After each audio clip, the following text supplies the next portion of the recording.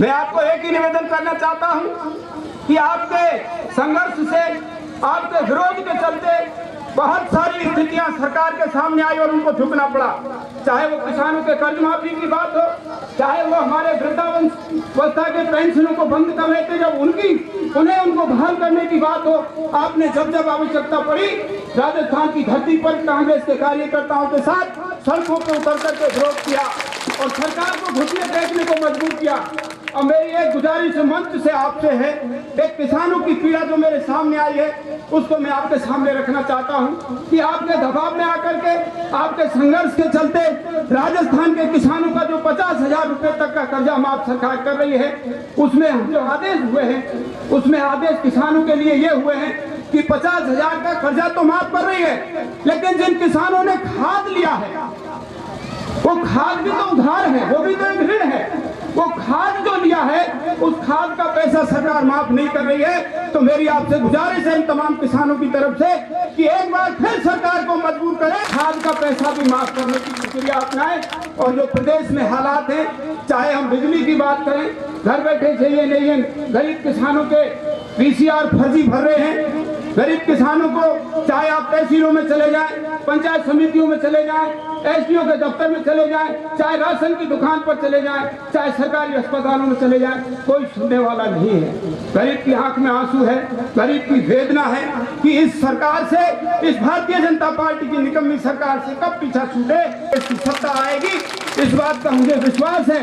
एक बार पुनः आप तमाम जो साथी यहाँ आपके साथ आए हैं, अतिथिगण, तमाम का मेरी हृदय की गहराइयों से बहुत बहुत स्वागत करता हूँ। और पायलट साहब, मेरे गांव में आकर के जो आपने हमें आशीर्वाद दिया है, इस शहीद परिवार को जो आशीर्वाद दिया है, इसके लिए एक बार पुनः मैं आपको हृदय से आपका आभार व्यक्त करता हूँ। धन्यवाद। राम राम साहब।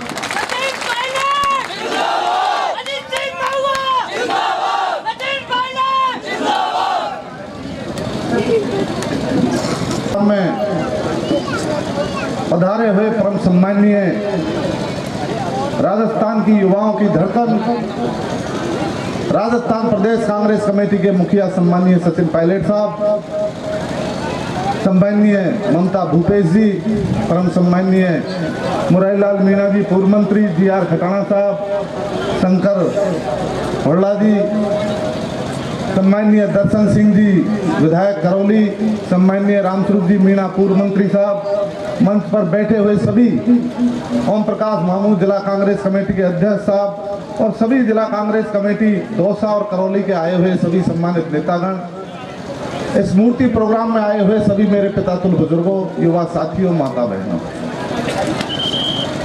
आज जो भूप सिंह मूर्ति अनावरण में पधारे हुए सभी भाइयों से मेरा निवेदन है कि आज इस देश में पिछले 4 साल से सभी नेता आपको विस्तृत तरीके से बताएंगे, पर मेरा आपसे इतना निवेदन है कि साथियों, 70 साल से लोकतंत्र के इतिहास में जिस तरह के हालात पैदा इस भारतीय जनता पार्टी के कार्यक्रमों के अलावा कोई काम नहीं कर रहे हैं। बड़े लोगों ने कहा है साथियों कि झूठ बोलने वाला आपके हाथ राजस्थान की जनता मजबूत करेगी।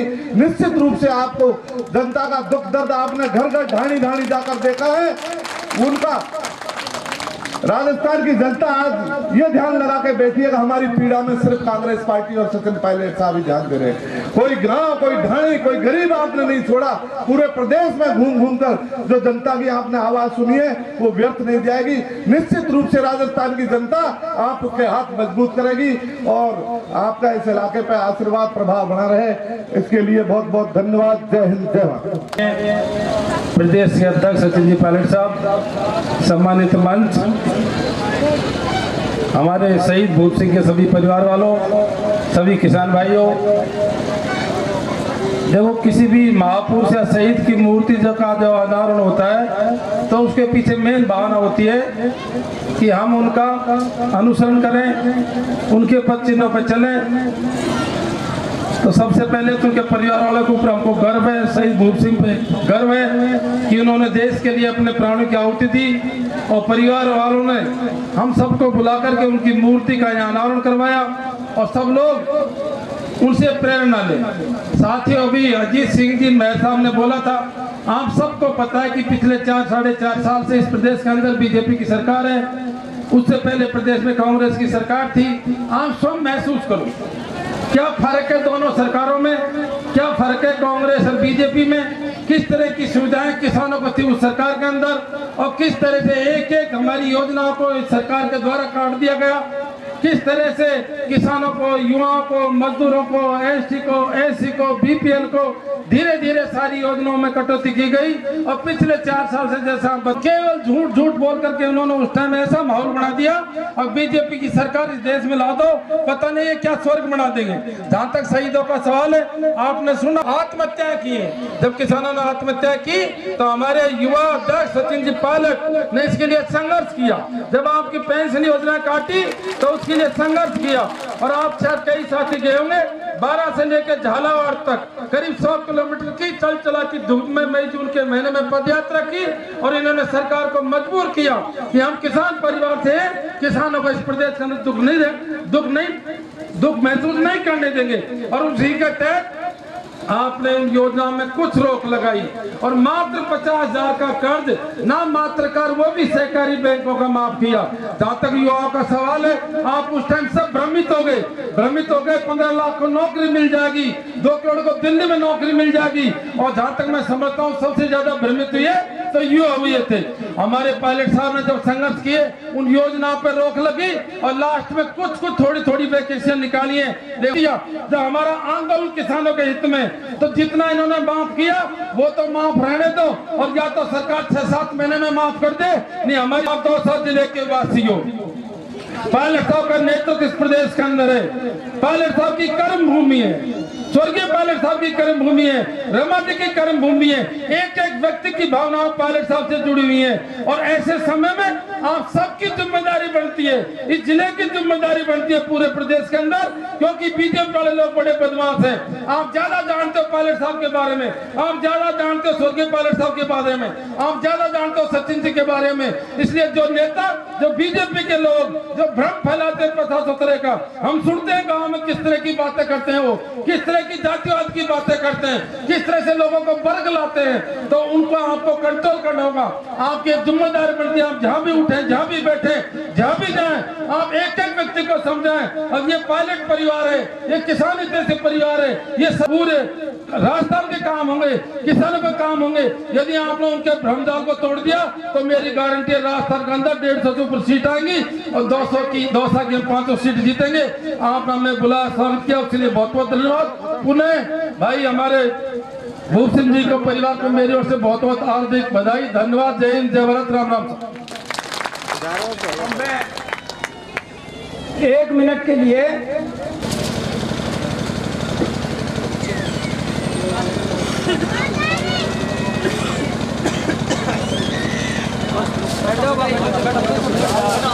और मैं निवेदन करूंगा, हमारे डीजल 70 और 80 रुपए नहीं हुआ। भारतीय जनता पार्टी की सरकार जब से बनी है, केंद्र में और राज्य में जब से 80 और 70 रुपए डीजल बढ़ गया है। किसानों को बिजली रात में काटी जा रही है, कभी दिन में बिजली काट देते हैं। शादी के टाइम में जब बिजली नहीं मिल रही है प्रदेश में, तो आने वाले टाइम में क्या हालत होगी इस प्रदेश की। माननीय मुख्यमंत्री जी जाती हैं, वहाँ 1000 और 1500 से ज्यादा भीड़ नहीं होती है। कभी किसी समुदाय को बुलाती हैं, कभी किसी समुदाय से बात करती हैं। और आज ये हालात है कि शादी के टाइम में मेरे यहाँ कल रात से भी बिजलीवार को इस कार्यक्रम को माननीय पायलट साहब ने आज मूर्तिकारोहण किया और आशा करते हैं कि पायलट साहब आपके नेतृत्व में सरकार बनेगी। और आज वार्ड 1 से लेके जिला परिषद के जो चुनाव हुए में, एक में कांग्रेस राजस्थान में आपके नेतृत्व में नहीं आ रही है। मैं बहुत बहुत धन्यवाद देना चाहता हूँ कि आने वाले चुनाव में कांग्रेस की आपके नेतृत्व में सरकार बनेगी। जय हिंद। और लीजिए मैं अगले वक्ता के रूप मूर्ति अनावरण में आप लोग यहाँ पधारे, आपका बहुत बहुत हार्दिक स्वागत और अभिनंदन। आज जो किसान सम्मेलन और ये आयोजन रखा हुआ है, मैं बहुत बहुत धन्यवाद और शुभकामना देता हूँ उस परिवार को और उस शहीद के चरणों में शत शत नमन करता हूँ कि उस शहीद ने अपनी उस बॉर्डर पर हमारी रक्षा के लिए हंसते हंसते अपनी जान कुर्बान दे दी। आदरणीय मैं समस्त यहाँ पे बैठे हैं नौजवान साथी, बुजुर्गों एवं मेरी माता ने, मेरी बहन है, आप सब लोगों ने देखा होगा कि पिछले 4 साल से राजस्थान में भाजपा जनता पार्टी की सरकार है और जब से आदरणीय सचिन पायलट आत्मरक्षा के लिए कांग्रेस पार्टी सरकार करेगी। और आज आप सब लोग जानते हैं कि जिस तरीका से दलितों पर अत्याचार हो रहे हैं, महिलाओं पर अत्याचार हो रहे हैं और अपराध की संख्या राजस्थान में बढ़ी है। जो महिलाओं मंत्री जो विधायक होते हैं वो मंत्रियों से नहीं मिल सकते और जो मंत्री हैं वो मुख्यमंत्री से नहीं मिल सकते। इस प्रदेश में हालात बने हुए हैं, लोग रोजगार के लिए तरस रहे हैं। आप सब लोग यहाँ पर एक संकल्प आदरणीय पायलट साहब ले इसी के साथ आपके समक्ष मैं विकास की उस भागीरथी को आमंत्रित करूं जो विकास श्याम जी, हमारी प्रमुख साहब गीता जी, खटाना साहब और तमाम उपस्थित सभी सम्मानीय अतिथिगण, पंडाल में विराजे हुए सभी हमारे नौजवान साथियों, बुजुर्गों, माताओं, बहनों, सर्वप्रथम तो मैं उस शख्सियत के चरणों में नमन करना चाहती हूँ जिस शख्सियत की वजह से आज हमारे भूप सिंह जी जो अपनी रणभूमि के अंदर अपनी अंतिम सांस को इस देश के नाम न्योछावर कर गई, अपने आप में बहुत बड़ी वीरता की गति को प्राप्त हुए हैं। सबसे ज्यादा खुशी इस बात की भी है कि जो अनावरण करने आए हैं आज हमारे बीच में, खुद भी सेना के बहुत बड़े अधिकारी हैं सचिन पायलट जी, इनके रगों के अंदर भी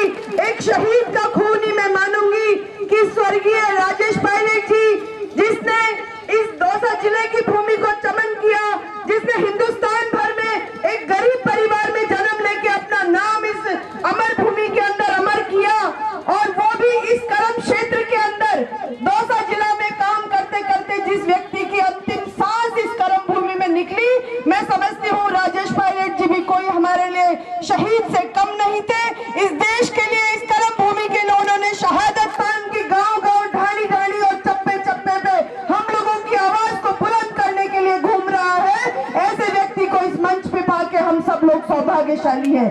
आज सचिन पायलट जी कोई सिर्फ कांग्रेस पार्टी के नेता नहीं है, इन्होंने उन जरूरतमंदों की आवाज 4 साल के अंदर राजस्थान में बुलंद कर दी जिनको जरूरत थी। कांग्रेस की आवाज बनके, गरीब और किसान और दलितों की आवाज बनके, शेर सचिन पायलट कांग्रेस का रहनुमा है, हमारे नेता है। आज भारतीय जनता पार्टी को हमारे शेर से टक्कर लेने के लिए अध्यक्ष तक नहीं मिल रहा है। वो परेशान हो रहे हैं इस बात के लिए कि कांग्रेस के शेर के सामने किसको खड़ा करे। सचिन पायलट बनना पड़ेगा और राजस्थान के अंदर इस सरकार को पलटने में अपनी खुद की भूमिका निभानी पड़ेगी।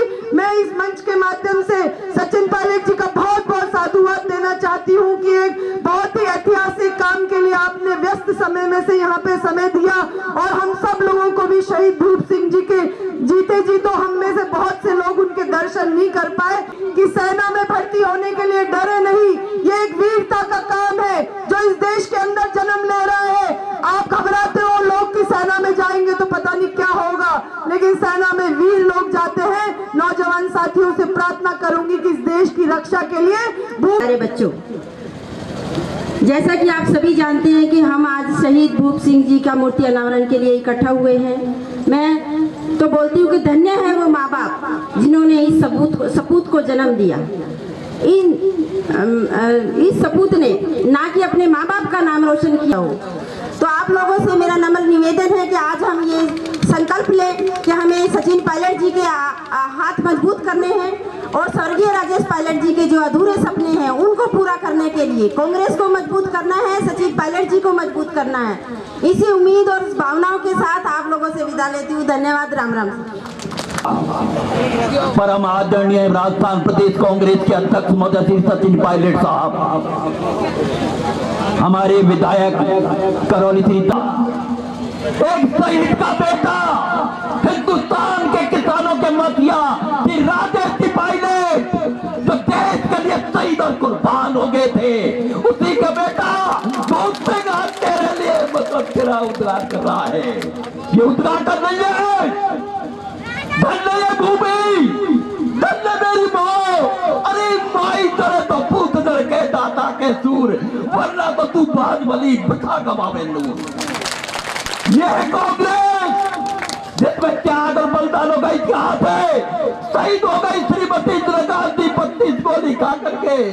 अरे उसी का बेटा राजीव गांधी शहीद हो गया, चले गए पायलट साहब, और ये सत्यानाशी का पौधा लग गया। बताऊं, आज किसानों के मसीहे यहाँ बैठे हैं, राजस्थान की बागडोर आपके हाथ में है, चारों तरफ कांग्रेस का जय बुलती चली आ रही है। धन्य करौली जिला जिसमें 3 विधायक आपको दिए, मुझे आशा है अब की बार इस कंपटीशन में दोपहर जिला भी नंबर 1 पर रहेगा। के फूल को 70 लाख उखाड़ दो। मायने पायलट साहब, ये झूठा कर्जे माफी का जो घोषणा हुई है, आज किसान की हालत ये है, अरे बदरी के भाव भी बांध रहे, सिलसुली बिक्री बदरी के भाव, बदरी महंगी, किसान की फसल सस्ती। बताओ क्या समय आ गया, इसलिए इरादा कर लो। और आज हमारे राजस्थान के मसीहा, हमारी जनता की धड़कन आदरणीय पायलट साहब के सामने प्रतिज्ञा करो हाथ ऊपर, सब भारी बहुमत से कांग्रेस जिताएंगे। धन्यवाद, जय हिंद। और लीजिए आज के समारोह के अध्यक्ष महोदय परम सम्माननीय प्रसाद जी मीणा साहब पूर्व मंत्री पधार चुके हैं। मैं अजय सिंह जी से निवेदन करूंगा कृपया उनका पुष्प मालाओं से जोरदार अभिनंदन करें। माननीय प्रसादी लाल जी मीणा साहब पूर्व मंत्री, एक बार जोरदार तालियां उठें, आगे से पीछे तक एक इकाई की तालियां।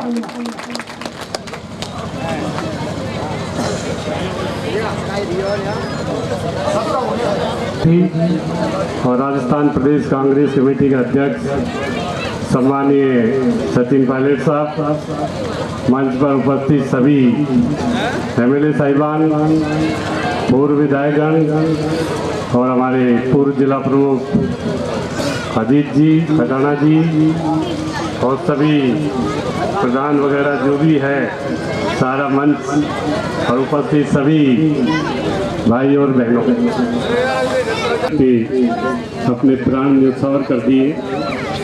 उनके परिवार को भी, जिस परिवार में माँ बाप के पैदा हुए, हम उनको भी धन्यवाद देंगे कि उन्होंने ऐसी संतान पैदा की जो आखिरी दम तक देश के लिए लड़े और आगे बढ़े। हम उनको सब श्रद्धांजलि अर्पित करते हैं और पूरे परिवार को हमारी ओर से बहुत बहुत कि आपकी इस दुख यहाँ पधारे हैं विधायकगण वगैरह, हमारे अध्यक्ष जी। किसान सम्मेलन के नाम से भी इसका आयोजन किया गया है कि वो किसान के ही बेटे थे, किसान के ही घर पैदा हुए थे और किसानों के बेटे सीमा पे लड़ेंगे और वो अपने देश के लिए लड़ते हैं। पर इस सरकार के समय, जो सरकार बनने से पहले प्रधानमंत्री जी बड़ी बड़ी बातें करते थे, आज उन बातों को वो खरे नहीं उतरे। उन्होंने देश की रक्षा के लिए जो वायदे किए कि हमारे एक जवान का सिर ले जाएंगे तो हम 10 जवानों के सिर लाएंगे, इस तरह की बातें करके लोग अपने आप को छलावा सा महसूस कर रहे हैं। मोदी योगी जी की तो 1 साल में ही पूरी तपस्या बंद हो गई गोरखपुर और फूलपुर हारने से। तो मैं आप सबको यही कहूँगा, किसानों को हमारी सरकार ने, आज किसानों का कोई धनी धोरी नहीं है। आपको पता होगा कि ये सरकार बनने के बाद मोदी जी और वसुंधरा की लोगों को यूरिया के लिए थानों में जाना पड़ा था। हमारे समय गेहूं पर हम 150 रुपए कुंटल बोनस देते थे, वो इन्होंने बंद कर दिया। दूध पर जो 5 रुपए लीटर हम बोनस देते थे, वो इन्होंने बंद कर दिया। किसान की हालत, बिजली के दाम इन्होंने 4 गुना बढ़ा दिए। लोगों की जिस तरह हालत अभी सरकार में हुई है, लोग ठगा सा महसूस करते हैं। मैं तो यही कहूँगा कि कांग्रेस का पूरे देश में बिगुल बज रहा है। राहुल गांधी जी ने जिस तरह गुजरात में कांग्रेस को मजबूती से खड़ा किया, हमारी चारों सीटें जीती थी। उसके बाद हमारे कमी आई है, आपके संगठन में कमी आई है, हम में कमी आई है, हमारी कमी होगी। इन कमियों को दूर करके हमको वैसी सरकार बनानी है जैसी आप पहले देख चुके हैं कि आप तो सब दौसा जिले को नहीं, आप चप्पे चप्पे को जानते हैं। मैं तो यही कहूँगा कि आप इस कांग्रेस को आगे बढ़ाकर और इसको सरकार में लाएं देश और प्रदेश में, तब जाकर किसानों की हालत ठीक होगी। एक पैसे का काम नहीं हुआ, एक ढेले का काम 1 किलोमीटर सड़क नहीं बनी कहीं पूरे राजस्थान में, एक गांव को इन्होंने नहीं जोड़ा। 100 से 250 की आबादी के गांव जो हम जोड़कर सैंक्शन करके गए थे, उन 1000 गांव को इन्होंने निरस्त कर दिया। आज गांव के लोग, सड़कों की हालत ऐसी दुर्दशा हो रही है पूरे इलाके में, कहीं उस पर पेश का काम नहीं किया। तो ये सरकार तो निकम्मी है, और ये निकम्मी का प्रमाण पत्र अलवर और अजमेर की जनता ने दे दिया। 17 की 17 विधानसभा में कांग्रेस की जीत हुई और बीजेपी की हार हुई। इसका श्रेय हमारे अध्यक्ष जी को, हमारे नेताओं को, कि इन्होंने पूरी जोर से सुपड़ा साफ हो जाएगा। तो हमारी तो 20-25 भी आ गई, इनकी तो मेरे ख्याल से 5-10 सीटें भी नहीं आएगी। ऐसी हालत इन्होंने करके रख दी। आप सब लोगों को मेरी ओर से बहुत बहुत धन्यवाद, पूरे परिवार को, हमारे जिला और कौन रहेगा, जिलाध्यक्ष हमारे मामू जी शर्मा साहब, अजीत महुआ जी और शहीद भूप सिंह जी की मूर्ति अनावरण के कार्यक्रम में आप सब लोग जो पधारे हो, माताओं, बहनों, नौजवान दोस्तों, आदरणीय बुजुर्गों, साथियों, मैं आप सबका धन्यवाद देना चाहता हूं कि आज गांव में प्राथमिकता दी है और जो राजस्थान और उत्तर प्रदेश के लिए नहीं, पूरे देश के लिए दुश्मनों का सामना करते हुए जो वीर गति को प्राप्त हुए, ऐसे लोगों का उपकार इस पूरे भारतवर्ष की जनता पर आज भी है और हमेशा रहेगा। मैं उनके परिवार वालों को सांत्वना भी देना चाहता हूँ, मुबारकबाद भी देना चाहता हूँ, क्योंकि अपने लिए सभी लोग जीते हैं, लेकिन औरों के लिए मरने का गौरव जो सैनिकों को प्राप्त होता है, वो हमारे लिए, हम सब के लिए बड़े फख्र की बात है। अभी आपने हमारे कुछ नेताओं के भाषण सुने, प्रसादीलाल जी ने अपना भाषण दिया, और देश, सुरक्षा, सरहद, इस पर कोई दो राय नहीं होती है, कोई विवाद कभी हुआ नहीं करता है।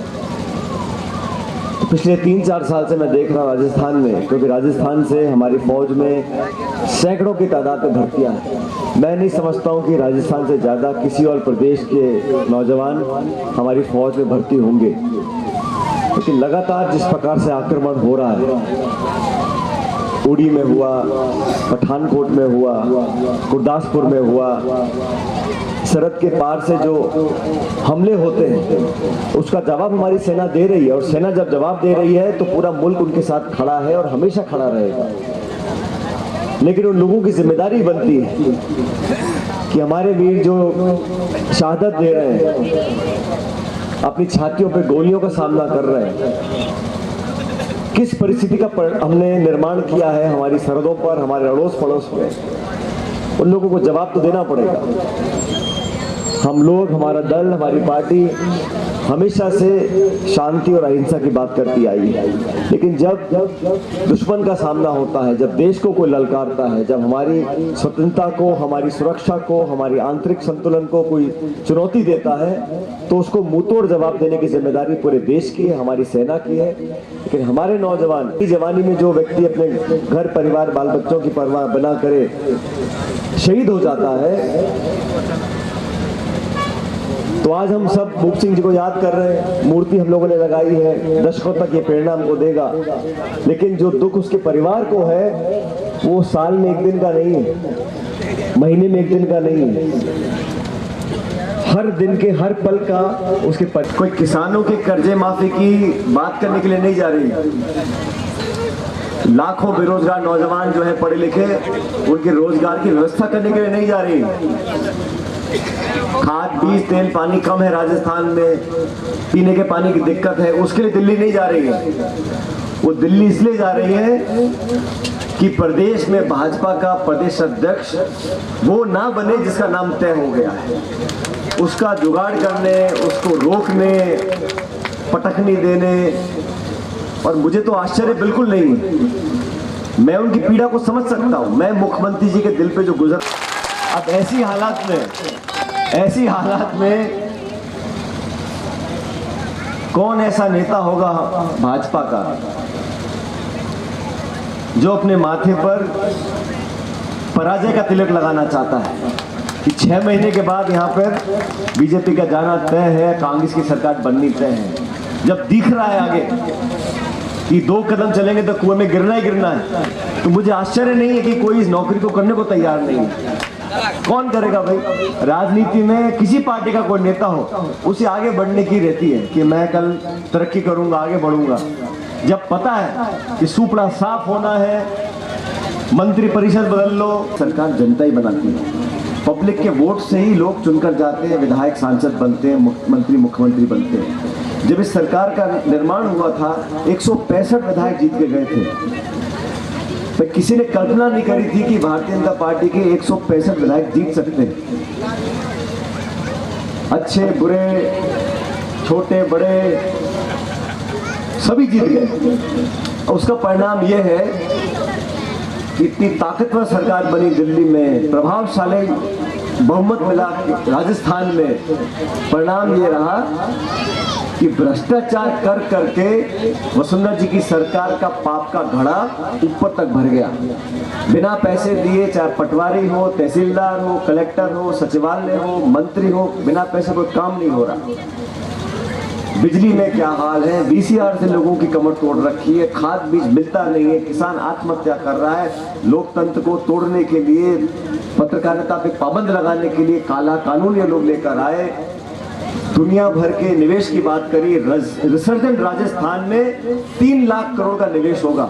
मुख्यमंत्री जी बोलती थी, आपको याद है मुख्यमंत्री जी ने फरवरी के महीने में 1.5 घंटे का भाषण दिया बजट पे। एक मुख्यमंत्री क्या चाहती हैं, प्रधानमंत्री क्या चाहते हैं, किसी को पता ही नहीं। कहते थे कड़ी से कड़ी जोड़ दो, ऐसी कड़ी जोड़ी कि जनता की तो MLA नहीं सुन रहे, MLA मंत्रियों की मुख्यमंत्री नहीं सुन रही, और मुख्यमंत्री की प्रधानमंत्री नहीं सुन रहे। तो बंटाधार तो होना ही है प्रदेश का। ये माताएं बहनें बैठी है, इस प्रदेश में बहुत संभावनाएं हैं नौजवानों के लिए, कृषि के लिए, ऊर्जा के लिए, सौर ऊर्जा के लिए। कहा गया 25,000 मेगावाट बिजली पैदा करेंगे सौर ऊर्जा से। 36,000 बीघा 5 कंपनियों को जमीन दे दी, पाली में, सिरोही में, बाड़मेर में, जैसलमेर में। 36,000 बीघा जमीन दी 5 कंपनियों को। एक भी ऊर्जा का कारखाना, प्लांट आज तक लगा नहीं। 4 साल में जमीनें दे दी और प्लांट लगाने। बूंद बूंद पानी की बात करते थे, सिंचाई की बात करते थे, कर्जा माफी की बात करी। अरे कर्जा माफी करी, 50,000 रुपए का सहकारिता बैंक का लोन माफ करने की बात करी। उत्तर प्रदेश में, महाराष्ट्र में जब भाजपा के मुख्यमंत्री हैं, वहां पर कर्जा माफ हो सकता है, तो राजस्थान के किसानों ने क्या जुल्म किया है कि उनका कर्जा माफ नहीं हो सकता? 50,000 रुपए की तो अच्छी भैंस नहीं आती आजकल, और कर्जा माफ कर रहे हैं। तो व्यवस्था ऐसी बनी है, हर व्यक्ति, हर परिवार, हर समाज दुखी है, परेशान है। क्योंकि मैं आपसे निवेदन करना चाहता हूँ इस मंच के माध्यम से। मैं सोमवार को कोटा में था, फिर मैं नागौर गया, कल मैं उदयपुर में था। हर जगह जहाँ जहाँ हम लोगों से मुलाकात कर रहे हैं, आम व्यक्ति से, किसानों से, हमारी अपनी के पार्टी के कार्यकर्ता हो या आमजन हो, सब लोग चाहते हैं कि परिवर्तन हो, व्यवस्था को बदला जाए। और मैं आपको इस मौके पर आश्वस्त करना चाहता हूँ कि 6 महीने के बाद आप लोगों की सरकार बनने जा रही है, किसानों की, नौजवानों की, पिछड़ों की। और ये सरकार अगर कानून और संविधान से छेड़खानी करेगी, हमारे आदिवासी दलित भाइयों के साथ जो कानून में परिवर्तन करने की जो कोशिश की जा रही है, उसके खिलाफ राहुल गांधी जी खड़े हैं, कांग्रेस पार्टी खड़ी है और हम लोग खड़े हैं। एक किसी का बाल बांका होने नहीं देंगे। ये साजिशपूर्ण तरीके से समाज में टकराव पैदा करना चाहते हैं, ये कभी नहीं होने देंगे। 29 तारीख को दिल्ली में रामलीला मैदान में राहुल गांधी जी भाजपा की सरकार को चुनौती देने के लिए लाखों लोगों को वहां एकत्रित कर रहे हैं। आप सब भी जौसा जिले के लोग वहां पर जाएं, हमारे हाथों को मजबूत करें, राहुल गांधी जी के हाथों को मजबूत करें। और जैसा अभी मन से बोला गया, जहां तक चुनाव में हार जीत की बात है, तो 32 जिले में तो बाद में गिनती चालू होगी, लेकिन मैं चाहता हूं दौसा जिला हमारा सबसे महत्वपूर्ण जिला है। यहाँ पे एक एक सीट, पांचों की पांचों सीट आपको जिताकर भेजो। आज शहीद परिवार को, भूप सिंह जी के पूरे परिवार को मैं नमन करता हूँ। मेरी पार्टी ने, पूरा प्रदेश और देश नमन करता है और उम्मीद करता है कि इनसे प्रेरणा लेकर हम सभी लोग इस देश को बेहतर बनाने के लिए काम करते रहेंगे। आप सभी लोगों का बहुत बहुत धन्यवाद। राम राम साहब पधारे हैं, आप सभी लोगों का तहे दिल से आभार व्यक्त करता हूं और शहीद परिवार की तरफ से आप सबको बहुत बहुत धन्यवाद, आभार। जय हिंद।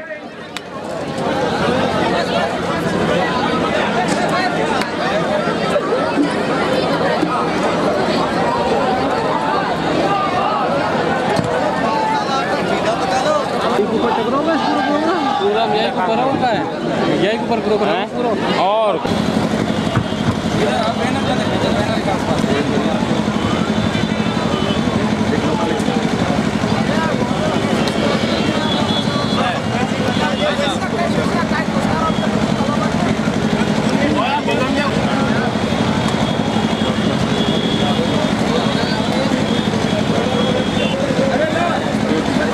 प्यार नहीं सीखा, वतन से प्यार नहीं सीखा। कवि कहता है कि कटाए देश के लिए सर वही सरदार होते हैं। भारत माता के लिए कटाए देश के लिए सर वही सरदार होते हैं, वही भारत माँ के गले का सुंदर हार होते हैं। आइएगा, सुनिएगा एक सुंदर सी बात के माध्यम से देशभक्ति रचना।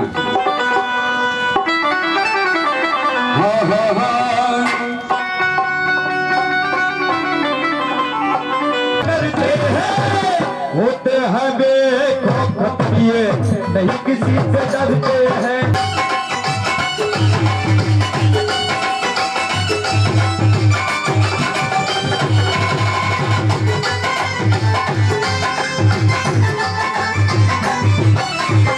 और सुनिएगा, बहुत सुंदर शब्द कहे, सारी दुनिया तीर होती। और सुनिएगा,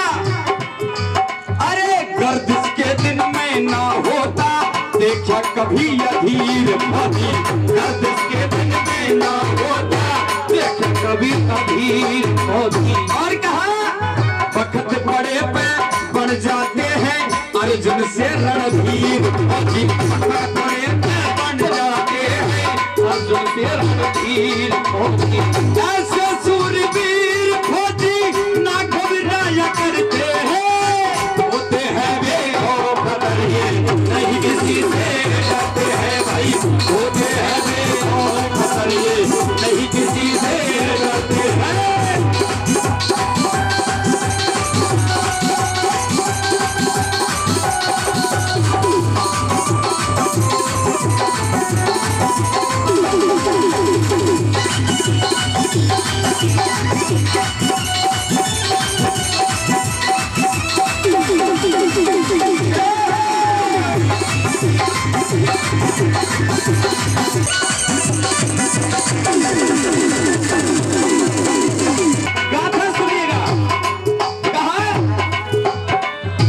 सदियों से होते आए हैं देश पे कुर्बान फौजी। सदियों से होते आए हैं देश पे कुर्बान। और कहा मातृभूमि की रक्षा खातिर दे देता है जान फौजी। मातृभूमि की रक्षा खातिर दे देता है जान फौजी। और कहा अपनी जिद पे अड़ जाए तो समझो है तूफान फौजी। अपनी जिद पे अड़ जाए तो समझो है तूफान फौजी। शरणागत की रक्षा खातिर दे देता है जान फौजी। शरणागत की रक्षा खातिर दे देता है जान फौजी। रखता सबका मान फौजी, रखता सबका मान फौजी, फर्ज निभाया करते हैं। एक बार मेरे नौजवानों के लिए, वीर सपूतों के लिए तालियां उठे जोरदार। होते हैं बेखौफ ये नहीं किसी से डरते हैं भाई। होते हैं बेखौफ ये नहीं किसी से डरते हैं। होते हैं बेखौफ ये नहीं किसी से डरते हैं। और देखिए, एक कवि ने लिखा कि उनकी शहादत पर नहीं एक भी दिया, कि उनकी शहादत पर नहीं एक भी दिया, जिनके लहू से जलता था चिराग ए वतन। अरे जगमगा रही हैं उनकी हवेलियां जो बेच कर खा गए शहीदों का कफन। अगर मेरी बात दिल से लगे तो एक बार तालियां चाहूंगा, जोरदार तालियां। कहा कि इस जमाने में कुछ गद्दारों के हाथों मेरा वतन बिक रहा है, वतन बिक रहा है। होते हैं नहीं किसी से। सुनेगा, जो कह दे वो करके दिखा दे, जो कह दे वो करके दिखा दे, ऐसी रखता बात फौजी। जो कह दे वो करके दिखा किसी के पास हो, खुद वाला कोई बात हुई हो तो उन बच्चों को जरूर स्टेज पे पहुंचाएगा।